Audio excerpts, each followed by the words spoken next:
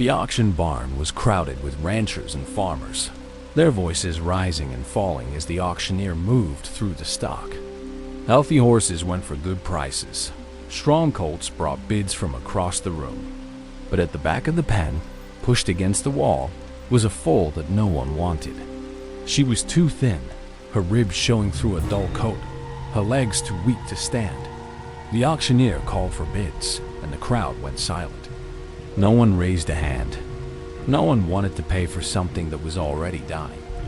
Then a voice called out from the back of the room. $2. Everyone turned to see who would waste money on a lost cause. It was old Silas, the man who lived at the edge of town, the one everyone knew but no one really knew. He had been a rancher once, they said, before he lost everything. Now he kept to himself, spoke to no one, and had no business buying a horse he could not afford to save. The auctioneer looked at him, shrugged, and sold the foal for $2. The crowd laughed as Silas walked to the pen. He loaded the foal into his wagon with hands that trembled but did not falter. She lay on her side, her eyes half closed, her breathing shallow.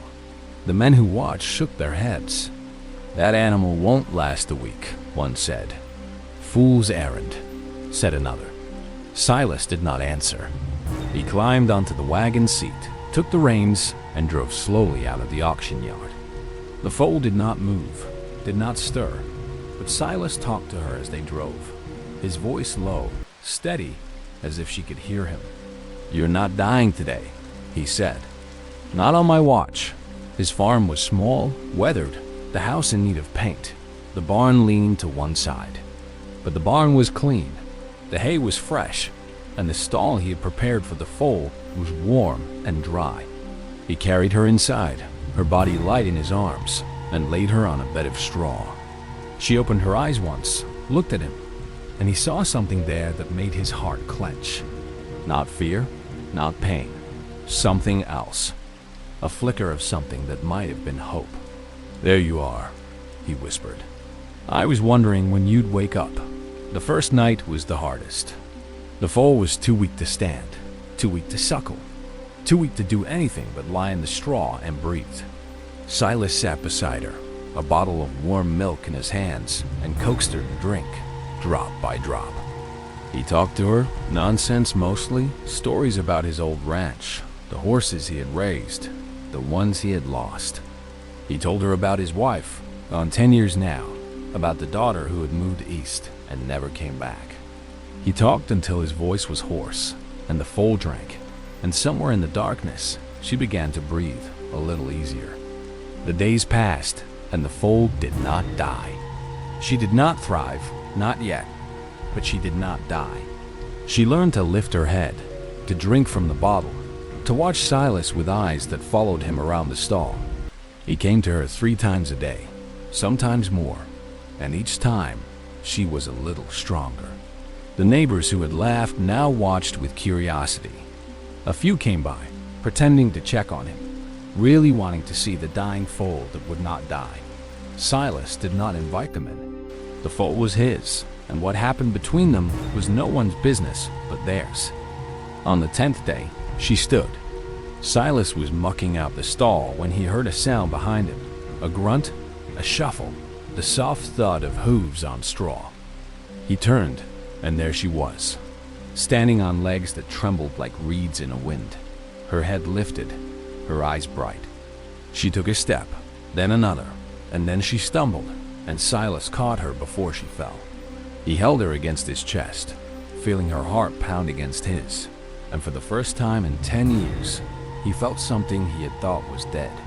Joy. Pure. Simple. Unexpected joy. He named her Hope. It was not a name he had planned, not a name he would have chosen for a horse he intended to sell. But he was not going to sell her. He knew that now, had known it from the moment she opened her eyes in his arms. She was his, and he was hers, and whatever came next, they would face it together. He started taking her outside, walking her around the paddock, letting her feel the sun on her back and the wind in her mane. She grew stronger every day, her coat darkening to a deep chestnut, her legs filling out, her eyes bright with a mischief that made him laugh. The winter came early that year, a cold that settled into the bones and did not let go. Silas kept Hope in the barn, fed her extra hay, wrapped her in blankets he had made from old quilts. She did not like being inside, would stand at the stall door and whicker until he came to take her out. He bundled up, braved the cold, walked her around the paddock until his hands were numb and his nose was running. She would nuzzle his pocket, looking for the apple he always brought, and he would laugh and tell her she was spoiled, and she would toss her head as if she knew. The accident happened on a day when the snow was falling so thick he could not see the house from the barn.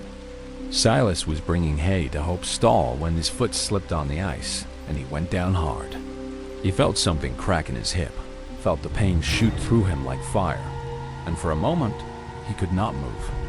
He lay on the frozen ground, the hay scattered around him, the snow falling on his face. He tried to call out, but there was no one to hear. He was alone, and he was hurt, and he could not get up. Then he heard a sound, the stall door opening, the soft thud of hooves, and then Hope was there, standing over him, her head lowered, her breath warm on his face. She nudged him, gently at first, then harder, as if trying to wake him. He reached up, grabbed her mane, and pulled himself to his knees. The pain was blinding, but he did not let go. He held on to her, and she stood steady, her legs planted, her body a wall against the wind.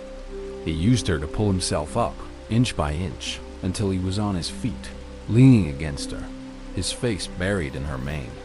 She did not move, did not startle, did not do anything but stand there, holding him up, waiting for him to be ready. He made it to the house, leaning on Hope the whole way, his hand twisted in her mane, her body warm against his. She walked slowly, carefully, matching his pace, stopping when he needed to rest. When they reached the porch, she stopped and would not go further, as if she knew the door was too narrow for her to pass. He let go of her, grabbed the railing, and pulled himself up the steps.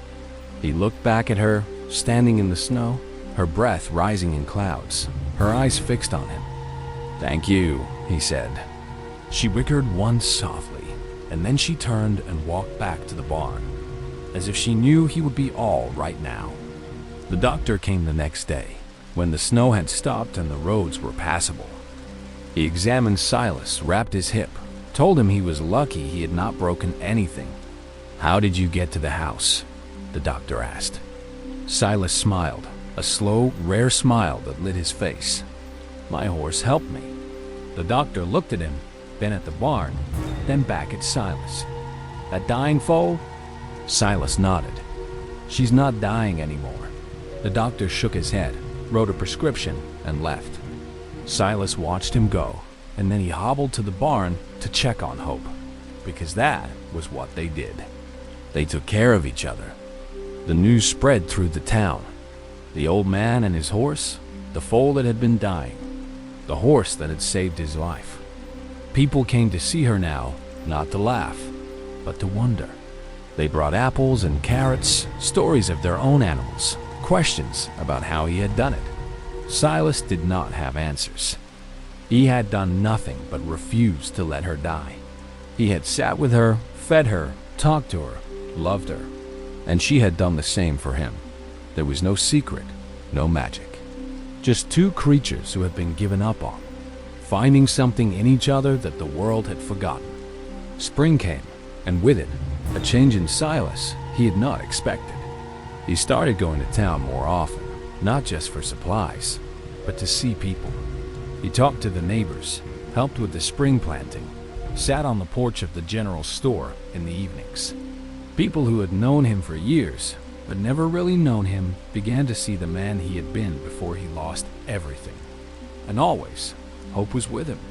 She stood tied to the rail outside the store, waiting for him, her head lifted, her coat gleaming, her eyes watching the street with a calm that seemed to come from somewhere deep. The fire started in the livery stable on a night when the wind was high and the town was sleeping. By the time the alarm was raised, the flames had spread to the general store, the saloon, the houses that lined the main street. Men ran with buckets, women gathered children, and the horses in the stable screamed with a terror that cut through the night. Silas was in his wagon, coming back from the mill, when he saw the flames. He drove toward them, toward the sound of the horses, toward the thing he had been running from his whole life. Hope was in the wagon bed, her eyes wide, her nostrils flaring, but she did not bolt. She trusted him. He pulled the wagon to the stable, threw open the doors, and ran inside. The heat was suffocating, the smoke thick, the horses wild with fear. He worked quickly, cutting halters, opening stalls, driving the animals out into the street. One by one, they ran, and one by one, he saved them. But there was one horse in the back, a Mare trapped under a beam, her eyes rolling, her screams piercing the roar of the fire. Silas ran to her, put his shoulder to the beam, and pushed. The beam did not move. The fire was closing in. He pushed again, and this time, he heard a sound behind him, hooves on wood, a body pressing against his. Hope was there, pushing beside him, her strength added to his. The beam moved. The Mare scrambled free, and together, Silas and Hope ran out of the burning stable as the roof collapsed behind them. The town gathered in the street, watching the flames consume the buildings that had stood for generations. Silas sat on the ground, his back against the wagon wheel, his lungs burning, his hands bleeding. Hope stood beside him, her head lowered, her breath coming in great heaves. She had burns on her legs, singe marks on her coat, but she was alive. They were alive. A woman came up to him, her face streaked with tears, and knelt beside him.